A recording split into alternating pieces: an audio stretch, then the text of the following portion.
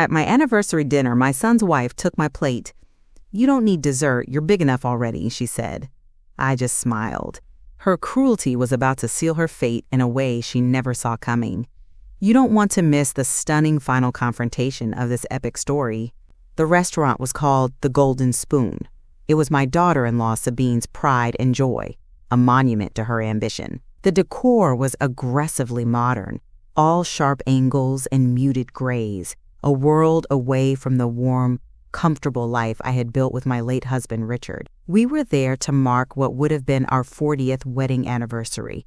It was my son Leo's idea, a gesture he thought was kind, but every moment in Sabine's presence felt like a small test of my endurance.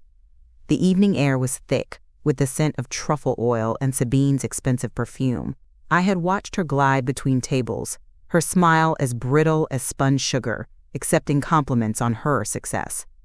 Leo trailed in her wake, his own light dimmed by her radiance. He saw her as a brilliant star. I saw a black hole, consuming everything around it.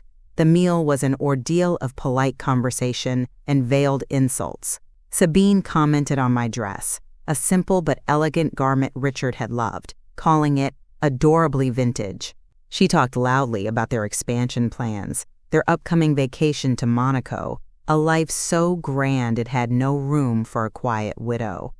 I endured it all for Leo. I saw the conflict in his eyes, the faint flicker of loyalty to me warring with his devotion to her, the loyalty always lost. Then came dessert.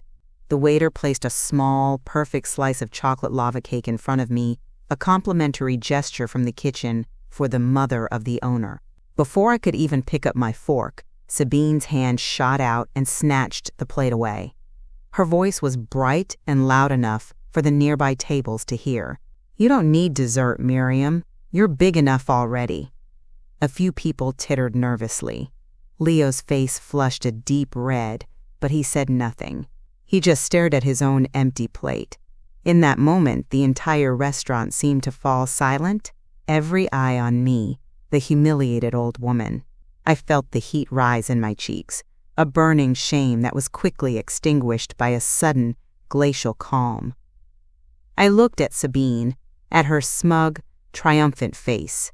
I looked at my son, a man I barely recognized, who had just allowed his wife to treat his mother like a dog for the price of a quiet life. And I just smiled. It wasn't a happy smile.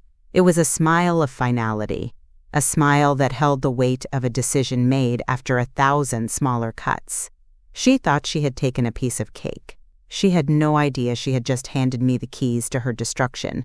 The next morning, I did not weep over my lonely breakfast. Instead, I made a phone call, not to a bank, but to my lawyer, a discreet and methodical man named Alan Falcone. "Alan," I said calmly, "it's Miriam Calloway.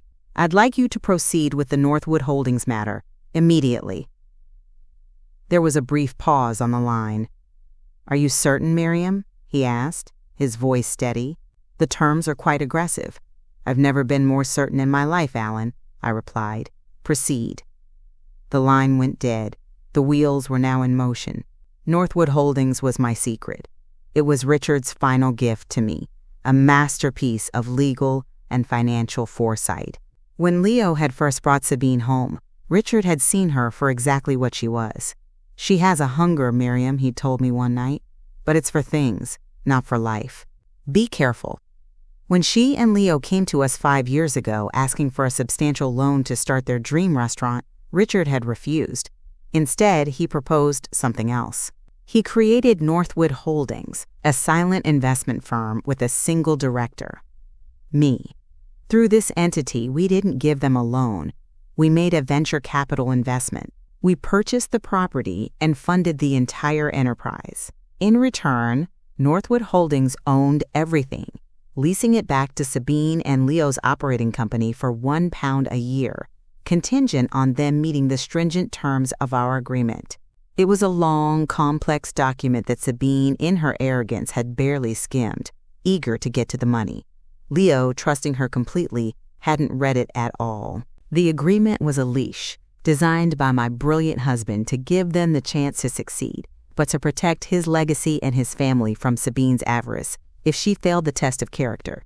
The covenants were ironclad. Clause 7b stipulated that no more than 5% of gross revenue could be allocated to personal travel or non-essential executive compensation.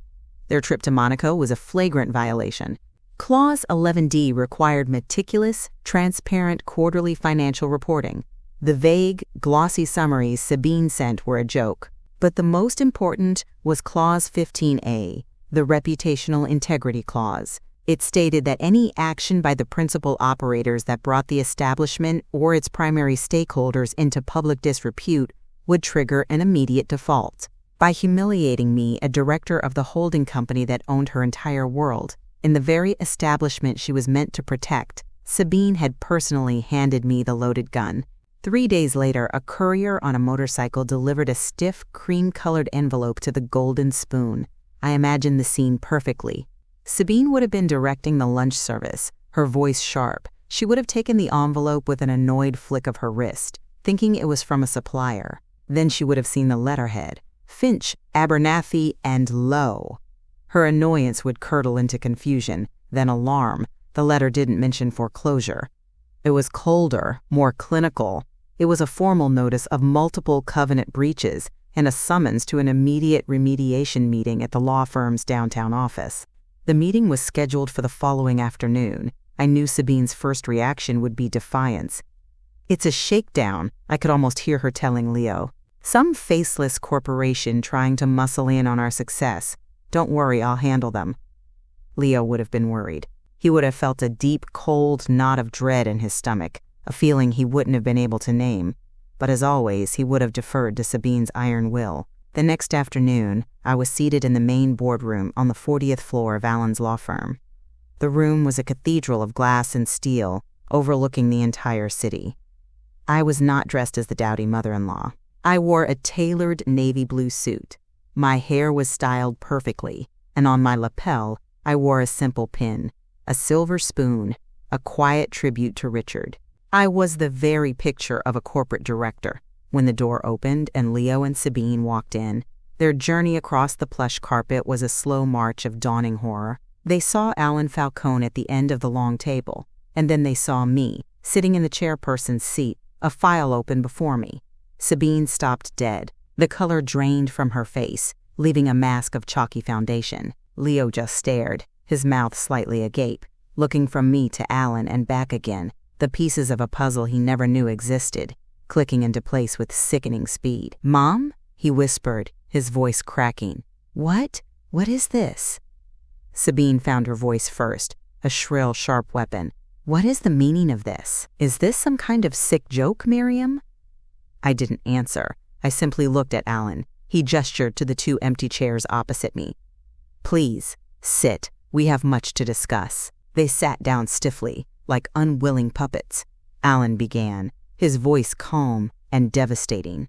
"As you know, we are here to discuss several material breaches of the operational agreement between your company, S&L Gastronomy, and the primary investment partner, Northwood Holdings." Sabine scoffed, a desperate, hollow sound. "Northwood Holdings is just some shell company.